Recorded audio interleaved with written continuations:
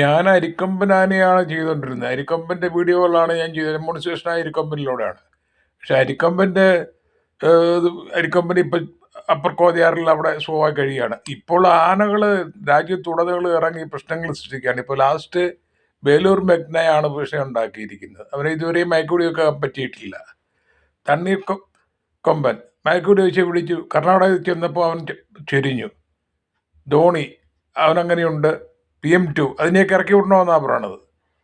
ഇപ്പോൾ പടയപ്പത്ത് അവിടെ വിഷയം ഉണ്ടാക്കിക്കൊണ്ടിരിക്കുക. അപ്പം ഞാൻ പറയുന്നത് പ്രശ്നക്കാരായ ആനകളെ മുഴുവൻ പിടിച്ച് കൂട്ടിലൊക്കെ പരിശീലിപ്പ് ടൂറിസത്തിന് വിനിയോഗിക്കണം.